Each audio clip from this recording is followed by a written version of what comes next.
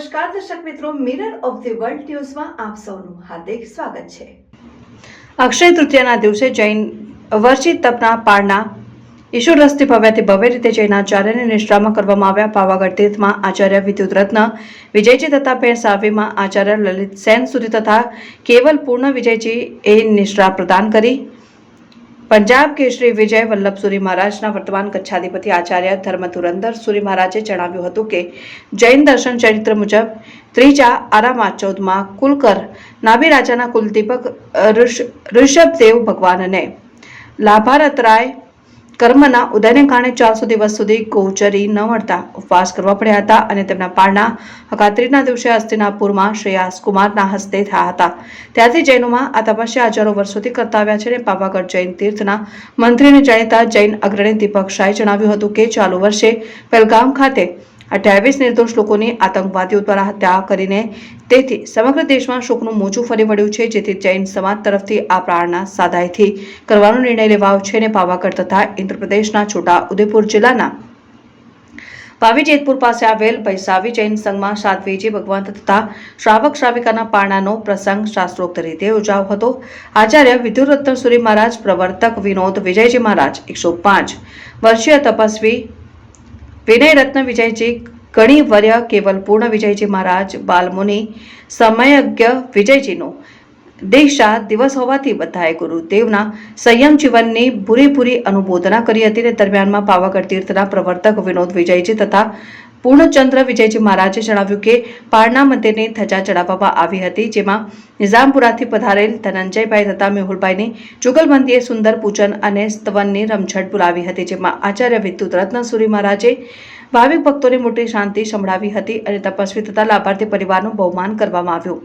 વધુમાં દીપક શાહે જણાવ્યું કે છોટાઉદેપુર જિલ્લાના પાવીજોધપુર ખાતેના ભેંસાવી જૈન સંઘમાં વિરાજમાન આચાર્ય લલિત સેન સુરી મહારાજ તથા ગણી કેવલ પૂર્ણ વિજયજી આદિઠાણાની નિશ્રામાં ઈશુરસથી ભગવાનનો અભિષેક કરવામાં આવ્યો હતો। ત્યારબાદ સાધ્વી શ્રી રત્નપ્રિયા શ્રીજી મહારાજ તથા પંડિત વર્ય કપૂરભાઈના વર્ષિત તપના પારણા કરવામાં આવ્યા હતા। નિમિત્તે ત્રિદિવસીય મહોત્સવનું પારણા સાથે સમાપન થયું હતું, જેમાં પૂજ્ય ગણી કેવલ પૂર્ણ વિજયજી મહારાજના સુંદર પ્રવચનો યોજાયા અને સંઘ સ્વામી વાત્સલ્ય યોજાયું હતું, એમ જૈન અગ્રણી દીપક શાહે જણાવ્યું। આજે અક્ષય તૃતીયાનો દિવસ જૈન સમાજ માટે અક્ષય તૃતીયાનું શાસ્ત્રમાં ખૂબ મોટું મહત્વ બતાવ્યું છે।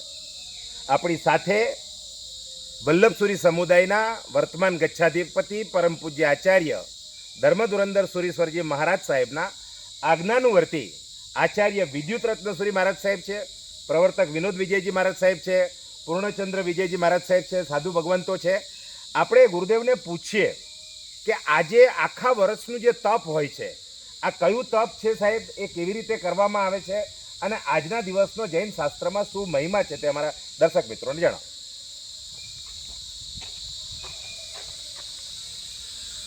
આજનો દિવસ ખૂબ જ મહત્ત્વનો છે। એમાં જૈનો માટે તો ખૂબ જ મહત્ત્વનો દિવસ। એમાં અક્ષય તૃતીયા, આમ પ્રચલિત શબ્દ અક્ષય તૃતીયા ભારતભરમાં મતલબ પ્રસિદ્ધ છે, પરંતુ જૈનો માટે એક આ દિવસ એવો છે કે જે ઋષભદેવ ભગવાન પ્રથમ તીર્થંકર, જેમણે જીવનની અંદર 400 ઉપવાસ કર્યા અને આજના દિવસે એમને પારણું કર્યું હતું। તો ઋષભદેવ ભગવાન એમને કેમ 400 ઉપવાસ કરવા પડ્યા? તો પૂર્વજન્મની અંદર એમને એક અંતરાય કર્મ બાંધ્યું હતું, એના હિસાબે એમને એ ભોજન ના મળ્યું, ગોત્રી ના મળ્યુંના કારણે એમને જ્યારે આજના દિવસે જ્યારે 400 દિવસ પૂરા થયા ઉપવાસના અને પછી એમને જ્યારે પારણું કરવાનો મતલબ પ્રસંગ આવ્યો, ત્યારે આજથી એ પ્રસિદ્ધ થયું વર્ષી તપ। એટલે કે વર્ષી તપ મતલબ કે આખા વર્ષની અંદર એક દિવસ ઉપવાસ કરવાનો, બીજા દિવસે બેસનું કરવાનું, પછી પાછો ઉપવાસ કરવાનો, પાછું બેસનું કરવાનું, એ રીતે 13 મહિના સુધી એનો મતલબ કરવું પડે છે તપસ્યા।